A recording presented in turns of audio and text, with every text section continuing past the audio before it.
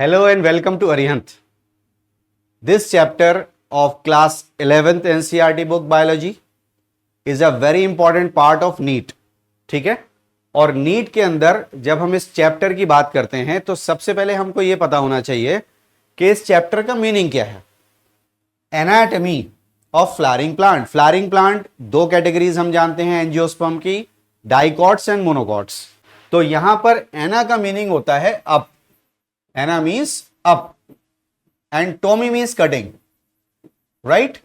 तो जब हम ऊपर से काटेंगे, अप कटिंग करेंगे, तो हमको इंटरनल ऑर्गेनाइजेशन दिखाई देगी. So this is the study of internal features. और हम उस चैप्टर की बात कर रहे हैं जिसने अपनी हेल्थ को मेंटेन किया हुआ है नीट में. ये वीडियो के एंड में आपको समझ में आएगा कि इसका मीनिंग क्या है कि चैप्टर ने अपनी हेल्थ को नीट में मेंटेन किया हुआ है. ये बहुत इंपॉर्टेंट पॉइंट है.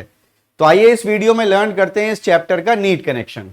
This chapter is useful in providing fundamental overview of internal structure. जैसे मैंने आपको बताया, internal structure of plant body, right, जहां पर रूट, स्टेम और लीफ.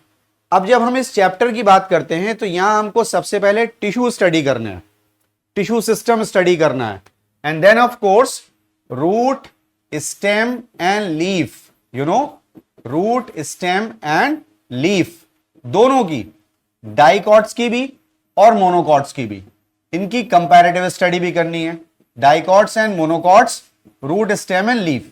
हमको रूट का कंपैरिजन रूट से करना है डाइकॉट और मोनोकॉट का, स्टेम का स्टेम से डाइकॉट मोनोकॉट में, और लीफ का लीफ से डाइकॉट मोनोकॉट में, राइट.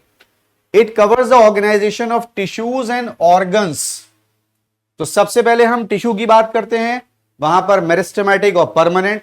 परमानेंट में हमको सिंपल और कॉम्प्लेक्स दोनों स्टडी करने हैं. और ऑर्गन्स जैसे रूट, स्टेम एंड लीफ जो मैंने अभी आपको वीडियो में बताया.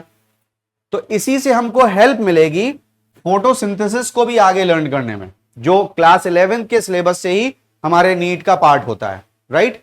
जो स्पेशल फॉर्मेट क्वेश्चंस होते हैं जैसे एसर्शन रीजन या matching type, you know, column matching type और स्टेटमेंट टाइप और डायग्राम बेस्ड क्वेश्चन, वो इस पर्टिकुलर टॉपिक से आते हैं जो यहां पर आप इस चैप्टर के देख रहे हैं.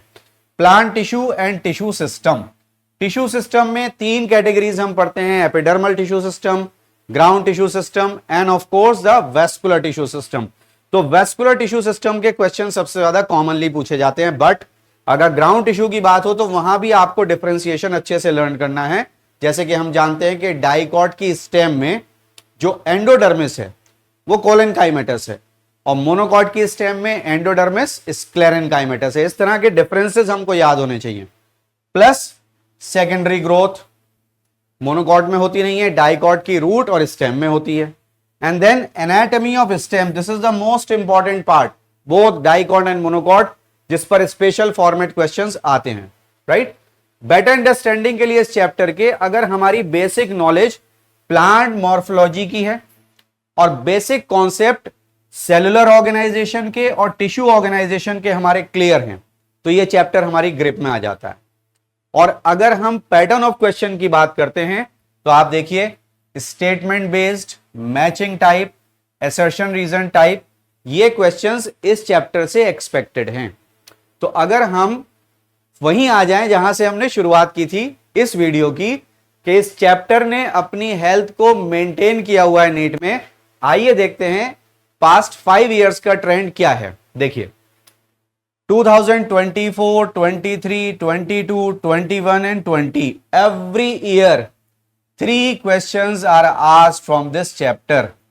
इसने अपनी हेल्थ को मेंटेन किया हुआ है with a weightage of 12 marks every year. तो इसलिए आप ये समझ करके चलिए कि 3 क्वेश्चंस तो इस चैप्टर से कहीं गए नहीं है. नीट में परमानेंट है. 4 भी हो सकते हैं, 5 भी हो सकते हैं, और अगर आपका लक है तो 6 भी हो सकते हैं, राइट. तो नीट कनेक्शन को इस वीडियो की हेल्प से इस चैप्टर के लर्न करिए अच्छे से. Wish you all the best. Thank you.